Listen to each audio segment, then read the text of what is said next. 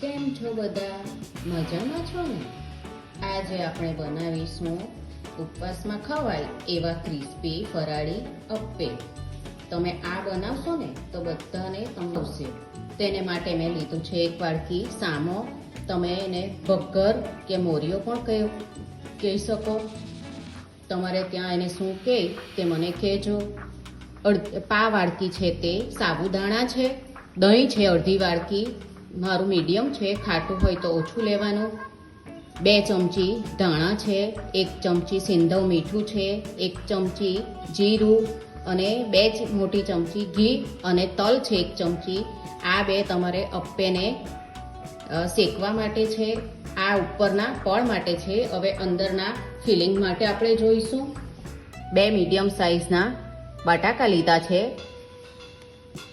તલ 3 ચમચી, લીલું કોપરાનું છીણ 2 ચમચી, કાચા સિંગદાણાનો ભૂકો છે 3 ચમચી, 2 ચમચી આદુ અને મરચાંની પેસ્ટ છે, ધાણા છે 2 ચમચી, કાજુના ટુકડા લીધા છે 8 થી 10 કાજુ છે, 1 નાની ચમચી લીંબુનો રસ, 1 નાની ચમચી ખાંડ, દળમના દાણા છે 10, સિંધવ મીઠું 1 ચમચી, જીરું 1 ચમચી અને આ 1 નાની ચમચી તજ, લવિંગ અને મરીનો પાવડર કર્યો છે. તમે એની જગ્યાએ ગરમ મસાલો પણ લઈ શકો. મીઠા લીમડાના પાન છે. આપણે આ મોરિયો અને સાબુદાણાને 2-3 પાણીએ સારી રીતે ધોઈ લઈએ. સાબુદાણા અને મોરિયાને સારી રીતે ધોઈ લીધું છે. હવે એમાં દહીં નાખી દઈશું અને ડૂબે તેટલું જ પાણી નાખશું.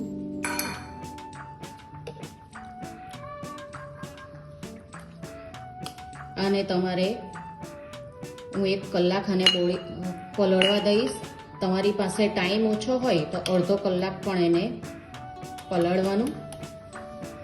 આ ડૂબે તેટલું જ પાણી મેં લીધું છે. દહીં અને 2 ચમચી જેટલું પાણી નાખ્યું છે. હવે 1 કલાક એને આપણે પલળવા દઈશું. બટાકાને પણ આપણે બાફી લઈશું ધોઈને. આ સામો અને સાબુદાણાને 1 કલાક થયો છે પલળ્યાને અને બટાકા પણ બફાઈ ગયા છે મારા. હવે આને મિક્સર જારમાં પીસી લઈશું. સામા અને સાબુદાણાને પીસી લીધા છે. એમાં આપણે આ ધાણા,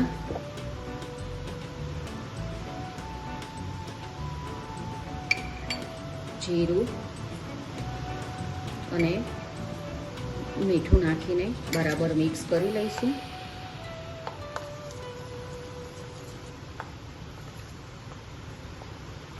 આમાં તમે ઈનો ખાતા હોવ ને ઉપવાસમાં તો ઈનો પણ નાખો 1 ચમચી, સરસ થશે. હું આમાં ઈનો નથી નાખતી. બટાકાને મેં મેશ કરી લીધા છે. હવે આપણે એમાં બધું સામગ્રી મિક્સ કરી લઈશું. તલ, કોપરું, સિંગદાણાનો ભૂકો,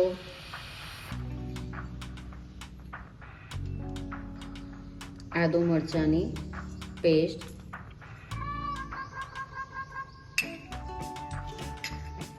ધાણા,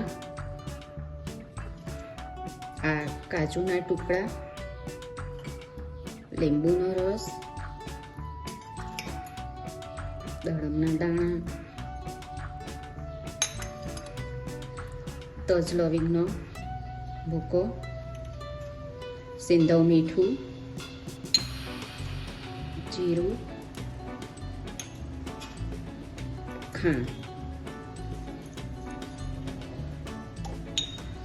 આ લીમડાના પાન બધુંને આપણે મિક્સ કરી લઈશું. આપણું આ બટાકાનું મિક્સર તૈયાર થઈ ગયું છે. હવે એના આપણે નાના નાના બોલ્સ બનાવીશું.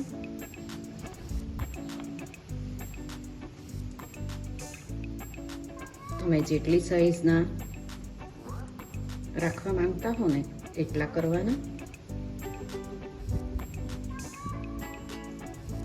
આપણા બધા બોલ્સ બનીને તૈયાર છે.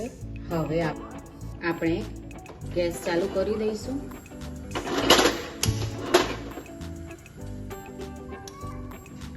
તમે ઘીની જગ્યાએ તેલ પણ વાપરી શકો.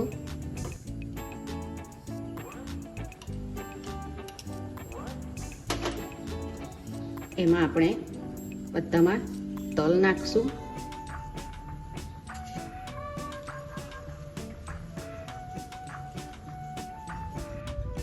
એમાં આપણે આ બેટર નાખીશું 1 ચમચી. પહેલા આપણે વચ્ચે કરી લઈશું. એક બોલ્સ મૂકતા જઈશું.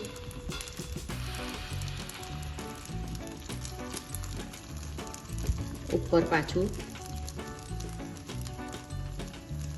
સાબુદાણા અને સામાનું કોટિંગ કરી લઈશું.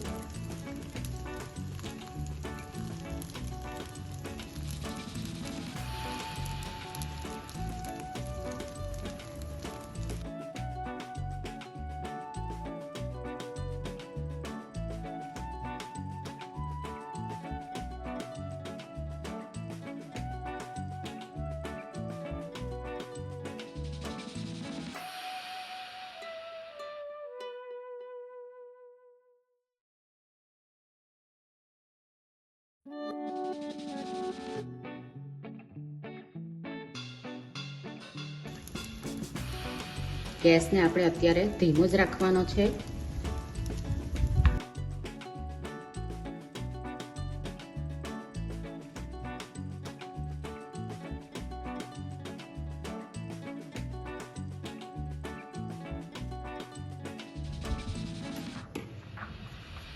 એને આપણે 2 મિનિટ માટે ઢાંકીને થવા દઈશું. જોઈ લઈશું આપણે. થોડોક ગેસને આપણે મીડિયમ કરશું અને ગેસની ફ્લેમ બધે લાગે એટલે આ રીતે ફેરવતા જવાનું.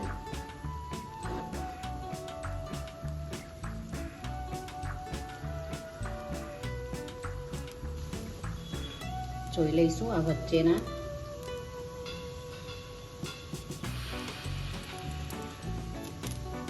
આ પર એક ટીપું જરા ઘી નાખી દઈશું.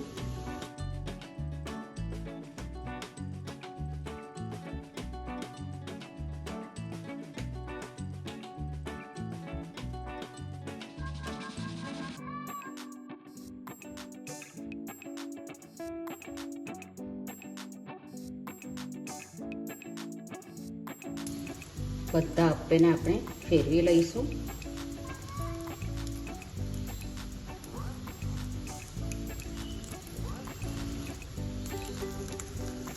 ગેસને આ ફ્લેમ થોડી નાની છે એટલે એને ફેરવતા જવાનું અપ્પેને.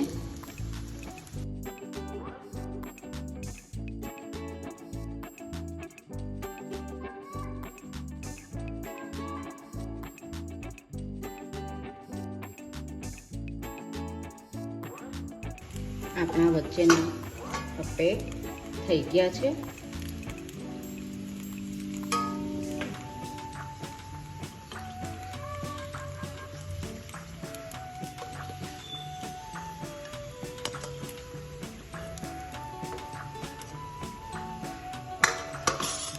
હવે આ બીજા છે તેને પણ આપણે વચ્ચે કરી લઈશું.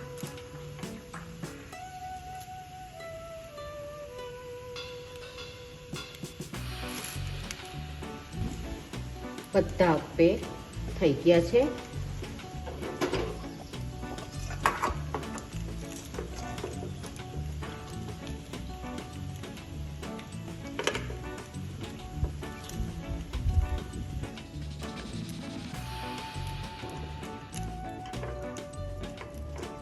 આપણે બીજા મૂકી દઈશું અપ્પે. બીજા અપ્પે પણ આપણા થઈ જવાના છે. એક ટીપું ઘી નાખી દઈશું. એકદમ ઓછા ઘીમાં બની જાય છે.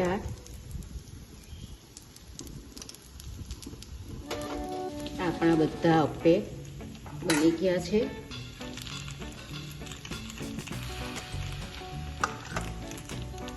હવે આપણે એને સર્વ કરી. ક્રિસ્પી ફરાળી અપ્પે બનીને તૈયાર છે. તેને મેં આ ખાંડવાળું કળિયું દહીં છે લીધું અને આ આદુ મરચાં અને ધાણા કાચા સિંગદાણાની ચટણી બનાવી છે. હવે આપણે એને ગાર્નિશિંગ કરશું. આ ધાણા લીધા છે, લીલું કોપરા,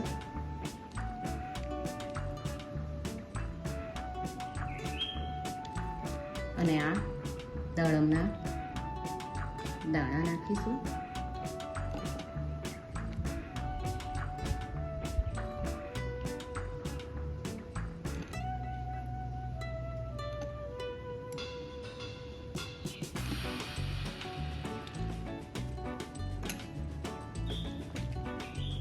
તમે પણ આ રીતે બનાવજો, ખૂબ જ સરસ લાગે છે.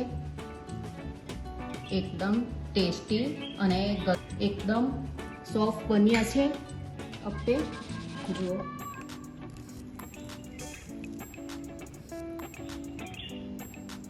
ચીગળ પણ નથી, એકદમ સોફ્ટ છે. તમે પણ આ રીતે બનાવજો અને મને કહેજો કે તમને ક્રિસ્પી અપ્પે કેવા લાગ્યા. ચાલો, આ પાછા આપણે ભણીશું બીજી રેસીપી સાથે. આવજો.